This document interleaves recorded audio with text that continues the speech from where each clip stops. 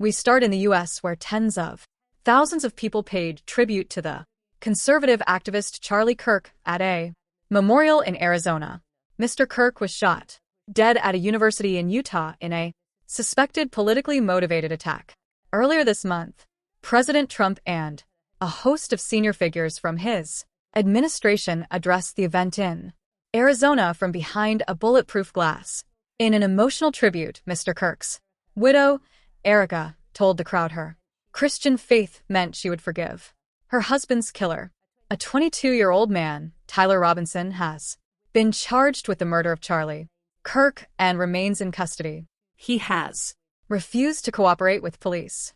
Donald Trump praised Charlie Kirk throughout his address and said his killing was an attack on the entire nation. Charlie's murder was not just an attack on one man or one movement. It was an attack on our entire nation. That was a horrible attack on the United States of America. It was an assault on our most sacred liberties and God-given rights. The gun was pointed at him, but the bullet was aimed at all of us. That bullet was aimed at every one of us. Indeed, Charlie was killed for expressing the very ideas that virtually everyone in this arena and most other places throughout our country deeply believed in. But the assassin failed in his quest because Charlie's message has not been silenced. It now is bigger and better and stronger than ever before. And it's not even close.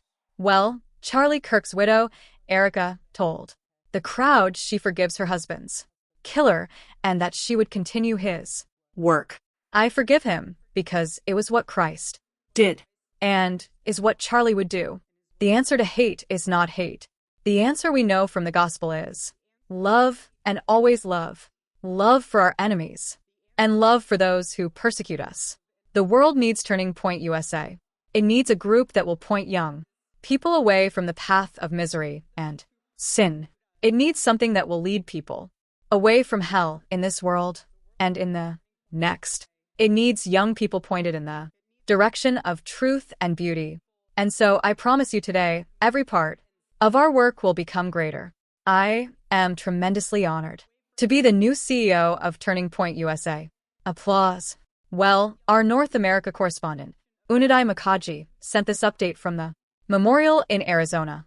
Well, it's been a massive show of strength by the supporters of Charlie Kirk who gathered here in tens of thousands, just at that stadium behind me. In fact, I've been seeing just a sheer number of people who were trying to get in since this morning. Many of them who couldn't make it essentially left disappointed, saying that we're frustrated we couldn't go in. But it's amazing to see just the number of people who had gathered. What was also important to see is the highest members of the Trump administration present here, celebrating the life and legacy of Charlie Kirk, heaping praises on him, talking about him as a martyr, someone who died doing what he loved and spreading the word of God, and talking about what really America needs. And I think all of this also needs to be seen through the prism of politics, as well as the unanimous message that came out from all these important individuals who hold important positions of power in the U.S. administration, that the work of Charlie Kirk will not end. It will go on, and they will carry this forward. So I think that is very significant in terms of a political message that is being delivered. You had an emotional Erica Kirk, the widow of Charlie Kirk, also speaking out, and to a resounding and thunderous applause by the audience when she essentially recounted how she felt when she saw Charlie Kirk's body, and also said that she forgives the killer of Charlie Kirk, saying that that's what Charlie Kirk would have wanted. That's what Jesus would have wanted.